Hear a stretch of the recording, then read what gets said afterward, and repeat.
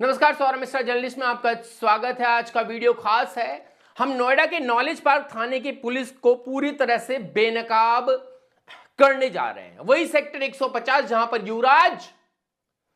युवराज की हत्या हो गई। हत्या कहता है, हम हत्या इसको कहते हैं। एसआईटी की रिपोर्ट से जो पोल खुली है वो देखकर आपका खून खौल जाएगा। एसएचओ सर्वेश सिंह से लेकर कंट्रोल रूम तक हर कोई लापरवाही के चक्र में फंसा है। दोस्तों, डायल 112 पर कॉल आया, पुलिस पहुंची, लेकिन रेस्क्यू नामुमकिन।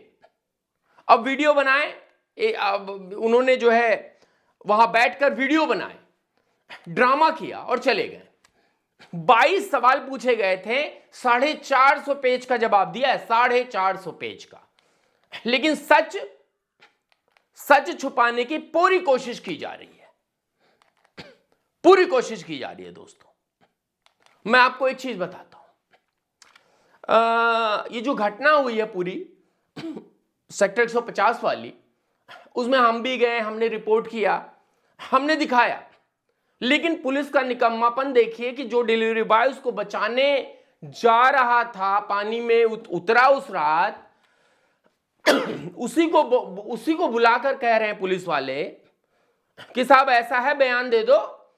उसको लिखित दे दिया, वो बयान उससे पढ़वा रहे कि साहब नहीं, पुलिस भी अच्छा काम कर रही थी। वो तो अच्छा हुआ कि कुछ मीडिया वालों ने उसे बाद में पकड़ा और वो सच बोलने लगा। अब एसआईटी भी यही कह रही है कि भाई एसएचओ साहब जिम्मेदार है, नॉलेज पार्क थाना के। कोई घटना डिटेलिंग नहीं दी उन्होंने, पुलिस ने।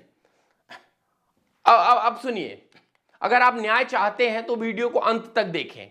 मैं युवराज के लिए बोल रहा हूं। लाइक का बटन दबाएं, शेयर करें, सब्सक्राइब करना ना भूलिए। चलिए शुरू करते हैं। पुलिस की पोल खोलते हैं, बहुत जरूरी। किसी ने शायद इस एंगल पर नहीं दिखाया। दोस्तों, सबसे पहले समझिए पुलिस की शुरुआती प्रतिक्रिया कितनी फर्जी थी। 112 नंबर पर कॉल आया, समझ रहे हैं, रिस्पांस टाइम ठीक लगता है। पुलिस की टीम मौके पर पहुंच गई, लेकिन उसके बाद क्या हुआ? कुछ नहीं। एसआईटी रिपोर्ट साफ कहती है कोई रेस्क्यू एक्शन नहीं लिया गया। पुलिसकर्मी खड़े होकर मोबाइल से वीडियो निकाल रहे थे, वीडियो शूट कर रहे थे। चश्मदीदों के बयान में भी यह दर्ज है। पुलिस वाले सिर्फ रिकॉर्डिंग कर रहे थे, कोई बचाव की कोशिश नहीं की। क्यों भाई? क्या ये बॉलीवुड का सीन शूट हो रहा था क्या? जनता को वायरल वीडियो देना था या ड्यूटी निभानी थी नॉलेज पार्क थाना पुलिस को? अब देखिए, ये टेबल देखिए जो मैं आपके सामने दिखा रहा हूं, जो एसआईटी की रिपोर्ट से ली गई है। ये पुलिस के कदमों की सच्चाई बयान कर रहा है। पुलिस का कदम क्या किया गया? एसआईटी का कमेंट आया है, मौके पर पहुंचना, हां पहुंच गए, जल्दी पहुंचे, रेस्क्यू प्लान 0। मतलब रेस्क्यू प्लान था ही नहीं। एसएचओ की मौजूदगी नदारत थे, पूरी जगह एसएचओ अनुपस्थित बने, दिखते रहे वहां, यानी बॉस ही गायब था। सीनियर अफसरों का अलर्ट की जहां तक बात करें तो 2 घंटे देरी से प्रोटोकॉल, 2 घंटों देरी से आए और प्रोटोकॉल फेलियर था। वीडियो रिकॉर्डिंग भरपूर की, रेस्क्यू भूल गए। ये आंकड़े झूठ नहीं बोलते। पुलिस ने कहा हम तैयार नहीं थे। बहाना कितना सच्चा है? अगर ट्रेनिंग है, उपकरण है, तो एक्शन क्यों नहीं? एसआईटी ने 100 से ज्यादा बयान लिए, बस यही कहते हैं पुलिस ड्रामा क्वीन बनी रही। दोस्तों, ये लापरवाही नहीं, अपराध है, ये अपराध है। अब आते हैं मुख्य विलेन पर।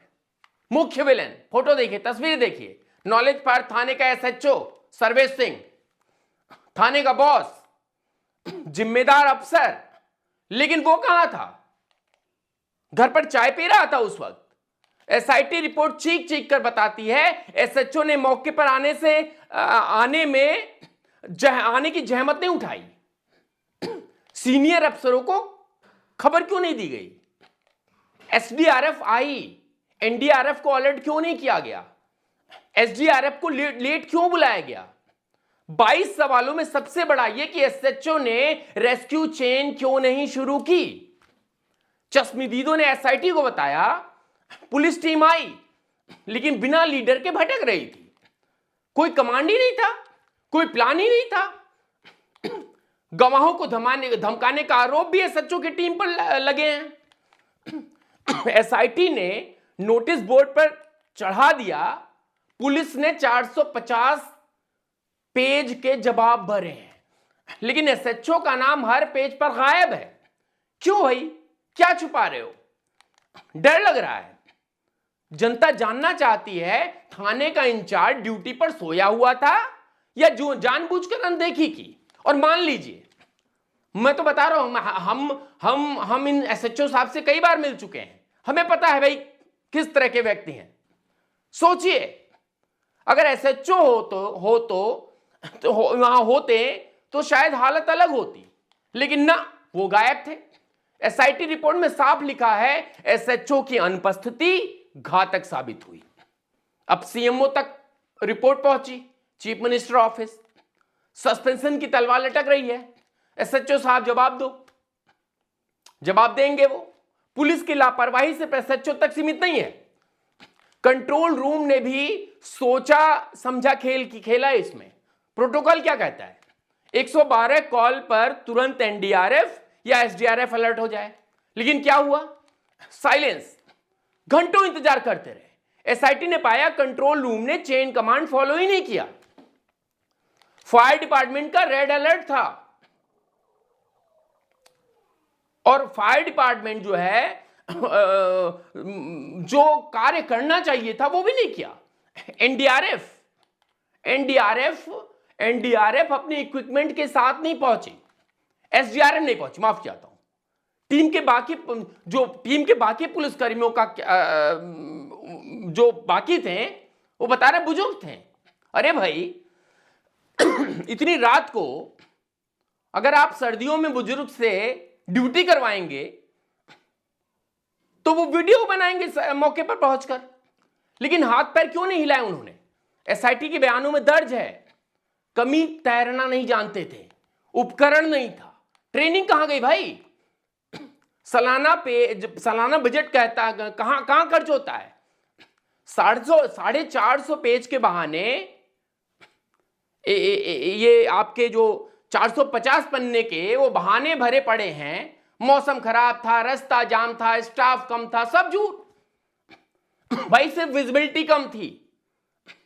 और नोएडा 150 के आसपास के एरिया में इतनी कंस्ट्रक्शन साइट है, अगर थोड़ा भी दिमाग लगाए होते तो वहां पर आपको कम से कम 10 फायर ब्रिगेड की गाड़ियां 5 मिनट में खड़ी मिलती।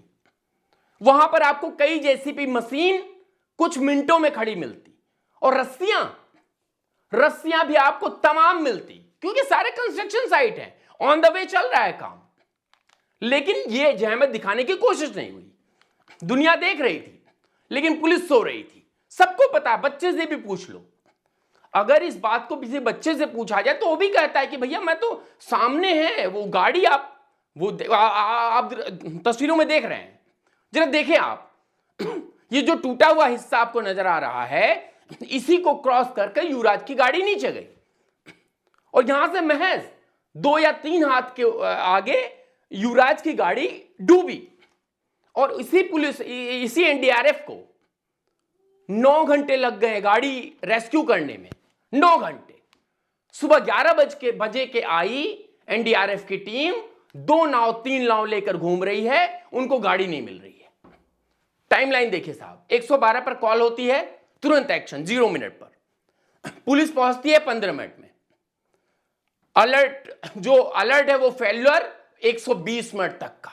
ये ग्राफ एसआईटी डेटा से है, हमारे डेटा नहीं है। पुलिस ने जनता को झूठा भरोसा दिया, अब एसआईटी ने एक्सपोज कर दिया है। एसआईटी ने एक तरह से कहें कि इस पूरे मामले में कमाल कर दिया है। जो एडीजी जोन के मेरठ जोन की टीम है, उसमें आपको तस्वीर में दिख रहे होंगे जो चीफ हैं, 100 से ज्यादा बयान रिकॉर्ड किए हैं। और मुख्य फैक्ट्स क्या हैं? 22 सवाल पुलिस वालों को, 450 पेज का जो जवाब है वो खोखले हैं। गवाही, धमकी, केस नोटिस, ये सब कुछ नजर आ रहा है।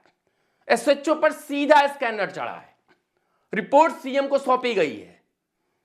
दोनों पर एक्शन होगा। दोस्तों, एक्शन तो होना ही चाहिए। सस्पेंशन ट्रांसफर शायद कोर्ट, लेकिन न्याय कब? जनता इंतजार कर रही है। एसआईटी ने सिस्टम की नींव तोड़ दी है।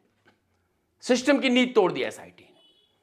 लेकिन सवाल यही कि सस्पेंशन, निलंबन, क्या इसके अलावा भी क्रिमिनल केस होगा? उस रात क्या हुआ, क्या नहीं हुआ, गाड़ी कितनी स्पीड पर चल रही थी, यह मैटर नहीं करता। जब आप ग्राउंड पर जाएंगे तो आपको समझ में आएगा कि टी पॉइंट की जगह अगर तालाब है तो कल को, चलिए ठीक है, युवराज था, उसका घर बगल में था, आप इसको कह रहे हो कि भाई एक्सीडेंट हो गया। कोई अनजान व्यक्ति होता और कोई साइन नहीं, बोर्ड नहीं, तो उसका भी वही हाल होता जैसा वो ट्रक के साथ साथ हुआ था। आपसे अनुरोध है इस वीडियो को अधिक से अधिक शेयर करें। बने रहे। बहुत बहुत धन्यवाद।